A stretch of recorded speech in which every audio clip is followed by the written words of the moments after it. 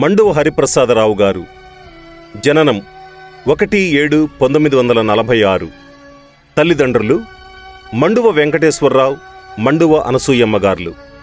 వ్యవసాయ కుటుంబంలో జన్మించారు.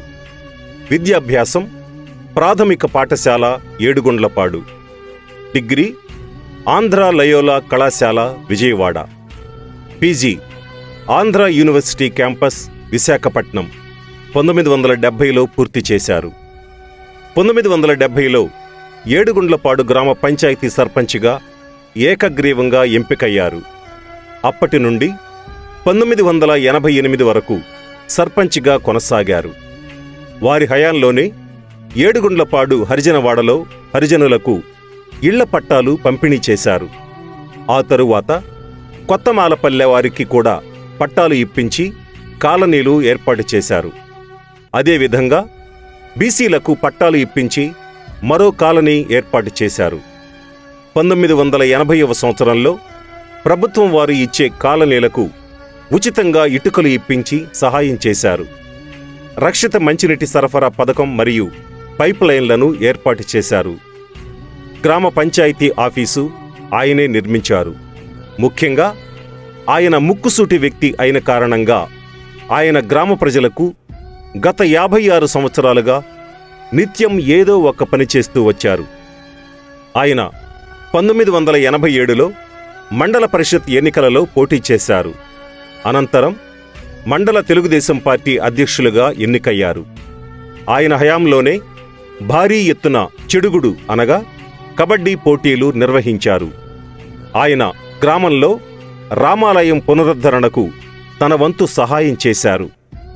ఆయన గ్రామంలో ఏ పని జరిగినా ముందుండి నడిపించి తన వంతు సహాయం చేసేవారు.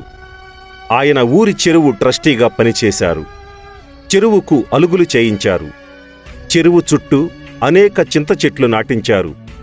నేడు అవి పెద్ద వృక్షాలుగా మారాయి. చెరువు సుందరీకరణగా తీర్చిదిద్దారు. వీరి తండ్రిగారైన మండువ వెంకటేశ్వరరావు గారు చదువుకోవడానికి ఏర్పాటు చేసిన గ్రంథాలయం వీరి హయాంలోనే తిరిగి పునరుద్ధరించారు. గ్రంథాలయం ముందు అశోక చెట్లు నాటించారు. గ్రామంలో కొన్ని వీధులకు సిమెంట్ రోడ్లు వేయించారు. ఆయన చివరిగా పెదకొత్తపల్లి పిఏసిఎస్ అధ్యక్షునిగా పనిచేశారు. ఆయన తన జీవితం మొత్తం ఏడుగుండ్లపాడు గ్రామ అభివృద్ధికి మరియు శాంతికి పాటుపడ్డారు.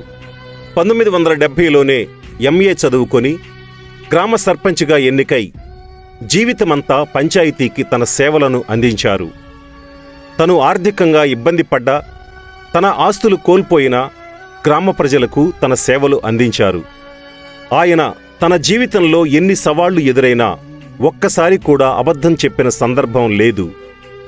ఆయన అనునిత్యం ప్రజల సమస్యలు ఓపికగా కూర్చొని విని ఏది మంచో ఏది చెడో చెప్పి సమస్యలు పరిష్కరించేవారు. గతంలో ఆయన ఎంతోమందికి ప్రభుత్వ ఉద్యోగాలు ఇప్పించారు. ఎటువంటి వివాదం అయినా శాంతియుతంగా పరిష్కరించేవారు.